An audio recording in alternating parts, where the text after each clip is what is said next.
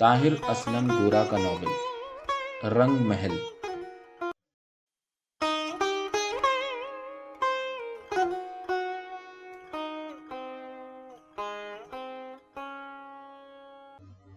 صوفی کو خواب دیکھتے ہوئے لگ سا رہا تھا کہ وہ خواب ہی دیکھ رہا ہے۔ آنکھ کھلنے پر اس نے اطمینان کا سانس لیا کہ اس نے جو کچھ دیکھا تھا وہ خواب ہی تھا۔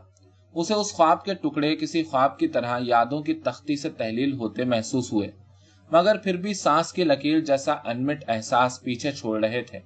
اصل میں اس خواب میں بہت سارے سانپ بھی تھے۔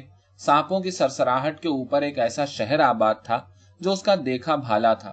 شہر کی چوڑی شاہراہ کے دونوں اطراف پھیلے بوڑھے گھنے درختوں کے اوپر بارش ہو رہی تھی، اور ان گھنے درختوں کے نیچے فٹ پاتھ کے ایک طرف چلتے صوفی اس بارش سے محفوظ تھا۔ صوفی کو یاد سا آ رہا تھا کہ وہ ہاتھ پھیلائے اپنی ہتھیلیوں پر بارش کو محسوس کرنا چاہتا تھا، مگر بارش گھنے درختوں کے اوپر ہی کہیں ٹھہر گئی تھی۔ اب وہ جاگ جانے پر کڑی سے کڑی ملانے کی کوشش کر رہا تھا کہ ایک دم بہت سارے سانپ اس کی یادوں سے محو ہونے لگے۔ ان کی جگہ درختوں کی ٹہنیاں لینے لگیں۔ ٹہنیوں کی اوٹ سے لوگوں کا ایک ریلا سا چلا آ رہا تھا۔ یہ جلوس کس کے خلاف تھا کچھ واضح نہیں ہو پا رہا تھا۔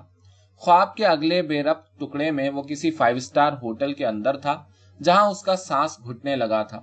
پھر وہ کسی ایئرپورٹ لاؤنج میں تھا جہاں چلتے پھرتے عملے کے ہولیے سے اسے خیال آیا کہ شاید وہ کراچی میں تھا۔ اب اسے بالکل یاد نہ آ رہا تھا کہ وہ ایئرپورٹ کے بعد اچانک کیسے اسلام آباد اپنی خالہ کے گھر پہنچ گیا تھا۔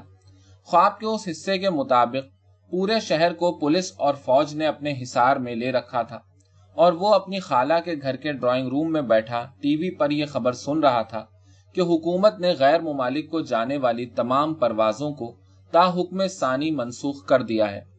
اس خبر کو سنتے ہی وہ ہڑبڑا کر اٹھ بیٹھا اور خود کو ٹورنٹو میں اپنے کمرے کے اندر مردہ پایا۔ لیکن اب اصل میں اٹھنے کے بعد اسے احساس ہوا کہ ہڑبڑا کر اٹھ بیٹھنے کا عمل تو خواب ہی میں تھا، حتیٰ کہ اپنی لاش کو دیکھنے اور چھونے کا عمل بھی خواب تھا۔ لا حول ولا قوت۔ اس نے بہت عرصے بعد عربی کی کوئی آیت منمنائی اور سوچنے لگا کہ عربی میں منمنانا اسے کتنا اوپرا اوپرا سا لگا ہے۔ شاید اس لیے کہ میں نے کئی سالوں سے نماز نہیں پڑھی، قرآن کی قرأت نہیں کی، شاید اس لیے کہ مجھے یہ سب کچھ اوپرا اوپرا سا لگتا ہے۔ اس نے سوچا، اس نے آنکھیں ملی اور خود کو یقین دلایا کہ اب وہ حالت خواب میں نہیں۔ اس کی بیوی نے بستر کے دوسرے کنارے سے یوں کروٹ بدلی جیسے وہ بھی اٹھنے کی تیاری کر رہی ہو۔ اس نے یہ سوچ کر باتھ روم کی طرف جست لگائی کہ کہیں اس کی بیوی اس سے پہلے باتھ روم میں نہ گھس جائے۔ فلش پر بیٹھتے ہی وہ اس عجیب و غریب بے ربط خواب کی کڑیاں ملانے کی لاشعوری کوشش کرنے لگا، مگر اسے محسوس ہوا کہ ابھی ابھی دکھائی دینے والے خواب کی کڑیاں گم سی ہونے لگی ہیں۔ اس نے یاد کرنے کی کوشش کی کہ بھلا سانپوں کی سرسراہٹ خواب کے کس حصے میں سنائی دی تھی۔ پھر اسے یاد آیا کہ ایک سین میں بہت سارے سانپ نظر بھی تو آئے تھے۔ اب وہ بھلا کون سا سین تھا اور وہ سانپ کہاں گئے؟ ذہن پر زور ڈالتے ڈالتے اس کا دھیان خود ہی آج کے کاموں کی طرف گیا۔ اسے چھوٹے چھوٹے بہت سارے کام خواب کی کڑیوں کی طرح یاد آنے لگے۔ اسے کچھ کام تو یوں مختلف نوعیت کے محسوس ہوئے کہ ان کی آپس میں کوئی کڑی ملتی ہی نظر نہ آ رہی تھی۔ شاید یہ پوری زندگی ہی خواب ہے جس کی کوئی کڑی کسی کڑی سے نہیں مل رہی۔ یہ سوچتے ہوئے اسے ہنسی آئی کہ اس طرح کے مقولے اس نے بہترین اقوال زریں جیسی کتابوں میں پڑھ رکھے تھے۔ اس نے ہنستے ہوئے خود کو 2-3 بار فک مین کہا۔ اسے لگا کہ فک مین بھی اچھا مقولہ ہے۔ خوابوں اور کاموں کی کڑیاں ملاتے اس کا ذہن حب الوطنی کے مفروضوں کے بارے میں سوچنے لگا۔ کیا مجھے پاکستان سے محبت نہیں رہی؟ اس نے خود سے سوال کیا۔ از سر نو قدم جمانے کی غرض سے تمام امیگرینٹس کی طرح یوں ہاتھ پاؤں مار رہا ہوں کہ پیچھے کا کوئی تعلق یا محبت یاد ہی نہیں۔ اس نے اپنے سوال کے جواب میں سر کھجایا۔ پھر اسے سوچوں کی لڑی میں پرویا ہوا خیال آیا کہ آخر خواب میں پاکستان میں پھنس جانے کی کیا معنویت ہو سکتی ہے؟ شاید پاکستان کے بارے میں بری بری خبریں پہلے سے کچھ زیادہ ہی سننے کو مل رہی ہیں۔ کیا آج اندر ہی بیٹھے رہو گے؟ بیوی نے باتھ روم کے دروازے پر دستک دی۔ مٹی ڈالو بے ربط اور بے معنی باتوں پر۔ خود کو فیصلہ سا سناتے ہوئے بیوی کی دوسری دستک سے پہلے وہ دروازہ کھولنے کے لیے بڑھا۔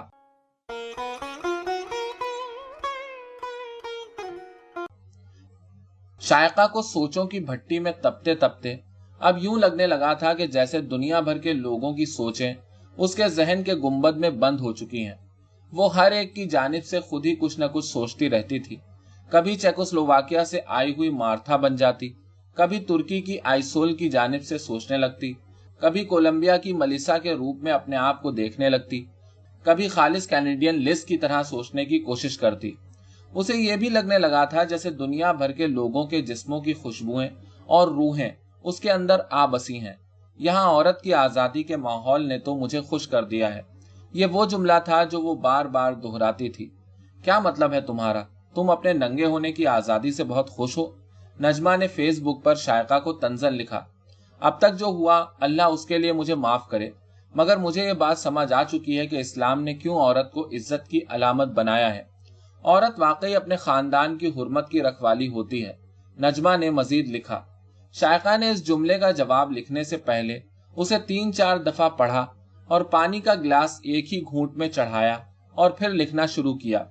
हमारे यहाँ बदकिस्मती से औरत का जिस्म मर्द के लिए जायदाद की हैसियत रखता है, मगर यहाँ पर औरत इज्जत और गैरत की अलामत की बजाय बजाते खुद एक फर्द है, वैसा ही फर्द जैसा कोई मर्द होता है। इसीलिए वो अपनी ख्वाहिशात, जज्बात और तसव्वुरात का वैसा ही इजहार कर सकती है जैसा कि मर्द दुनिया के हर खित्ते में करते हैं। मगर चूंकि हम औरत की हुर्मत को सिर्फ उसके जिस्म के पैमाने से नापते हैं, इसलिए अपनी औरत को 7 पर्दों के पीछे छुपा देना चाहते हैं। मेरा यहाँ आज़ादी का तसव्वुर यह है कि मैं यहाँ अपनी राय और ख्वाहिश का इजहार करने में आज़ाद हूँ। नंगा होना अगर तुम्हारे लिए इंतहाई शर्म की बात है तो नहाना भी बंद करो। ये लिखने के बाद शायका को जैसे ठंड सी पड़ गई। इत्तेफाक से अगले रोज ही इस मौजू पर रुखसाना से उसकी बहस छिड़ गई। मगरिब ने औरत को खिलौना बना रखा है। औरत यहाँ फकत सेक्स की अलामत बन चुकी है। तमाम कंपनियां औरत के नक्शो निगार को अपनी मसनूआत बेचने के लिए बेच रही हैं। रुखसाना ने अपनी गढ़ी गढ़ाई राय पेश की। पहली बात तो मुझे ये बताओ कि हम लफ्ज सेक्स को पलीद लफ्ज के तौर पर क्यों इस्तेमाल करते हैं? शायका ने रुखसाना की आंखों में झांकते हुए पूछा। आई डोंट नो, मुझे तो सेक्स का तजर्बा नहीं है अभी। रुखसाना एकदम से बौखला सी गई। कम ऑन, मैं ये बात तुम्हारे किसी जाती तजर्बे की बुनियाद पर नहीं पूछ रही, बल्कि तुम्हारे इस बयान की बुनियाद पर पूछ रही हूँ कि औरत मगरिब में सेक्स की अलामत बन चुकी है। बड़ी सीधी सी बात है कि नर और मादा की एक दूसरे के लिए कशिश सेक्स की बुनियाद पर ही है। हमारी मशरिक की सारी शायरी, मौसीकी और आर्ट का महवर भी विसाल ही है, और विसाल की इंतहा सेक्सुअल ऑर्गेज़म पर है। हमारा और मगरिब का फर्क यह है कि हमने झूठ और जालसाजी के रवैये अपने अंदर रचा बसा लिए हैं, जबकि मगरिब ने हकीकत पसंदी की रविश पर चलते हुए इजहार की जुर्रत अपना ली है। यहाँ तक पहुंचते हुए शायका ये सोचकर खामोश हो गई कि जैसे वो अपनी बात समझाने से कासिर हो। लगता है तुम यहाँ के कल्चर से ज्यादा ही मुतासिर हो चुकी हो। हमारे यहाँ की शर्मो हया भी एक असासा है। रुखसाना का चेहरा जैसे गुस्से और शर्म से थोड़ा लाल होने लगा था। तुम शायद मेरी बात नहीं समझ पा रही। चलो क्लास में चलते हैं। शायका ये कहकर सोचने लगी, जब भला मैंने अपने लोगों से लाताल्लुकी का फैसला कर ही लिया था तो बीच में उनसे राहो रस्म बनाने की जरूरत ही क्या थी। जब हमारे नाम नेहात पढ़े लिखे लोग भी जिंदगी की हकीकतों को नहीं समझना चाहते तो उन्हें सबक देने का क्या फायदा। उन्हें उनके खोखले और जाली अखलाकी नजरियात के बलबूते उनके हाल पर ही छोड़ दिया जाए तो अच्छा है।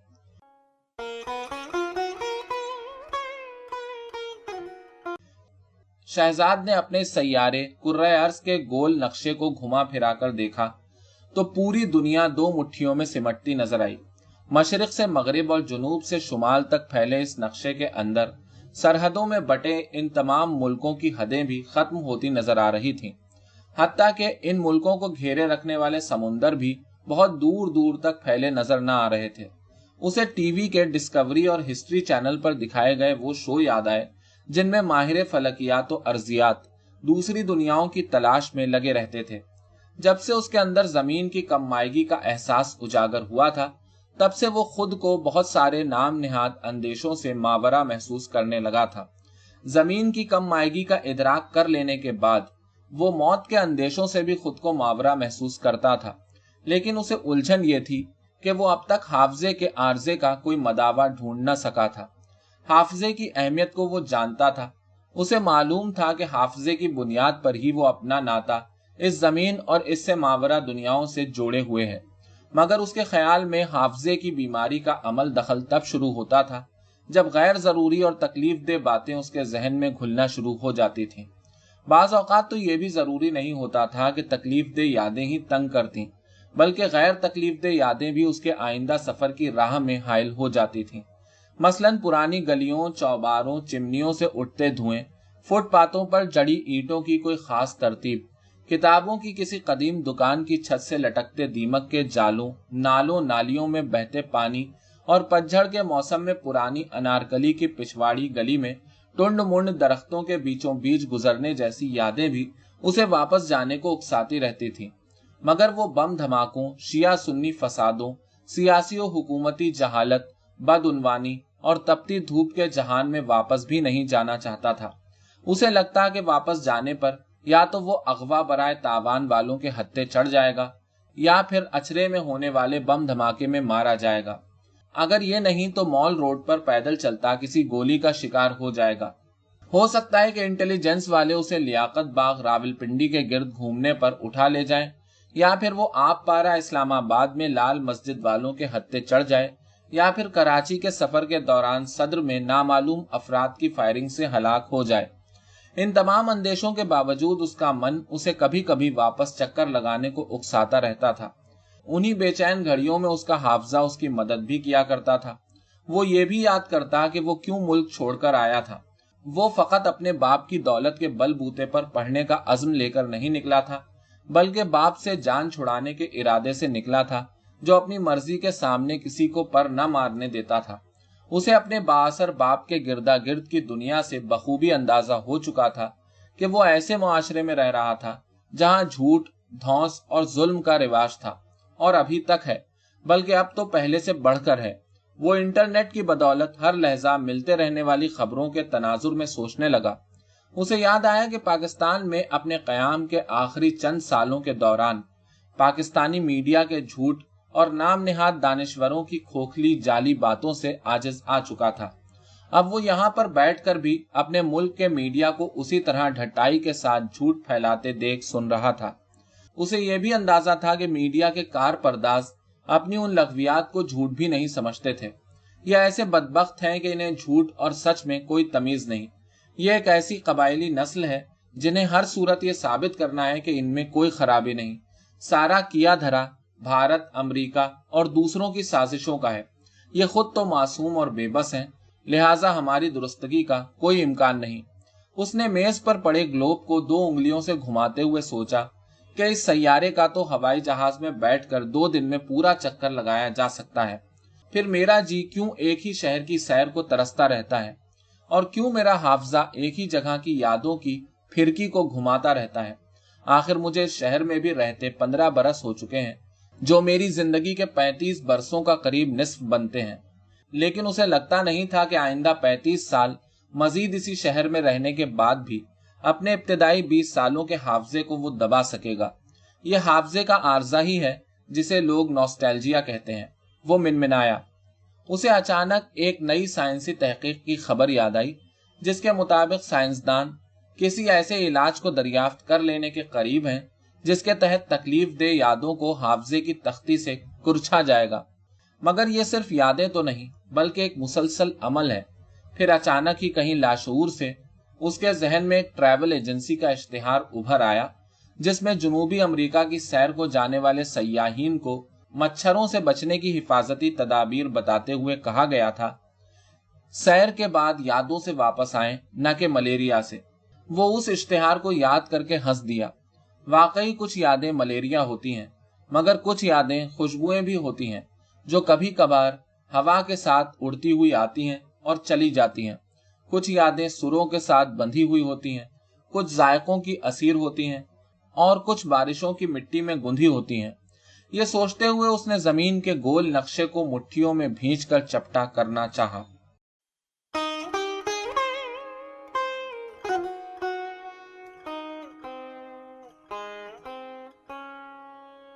آپ میرے ناول الپاکستان، مہلت، رنگ محل، ایک نامکمل زندگی، کووڈ کے دنوں کا ملٹی کلچرلزم اور میری نظموں کی کتاب منظر آنکھوں میں ٹھہرے رہتے ہیں یوٹیوب اور اسپاٹیفائی میں سن سکتے ہیں۔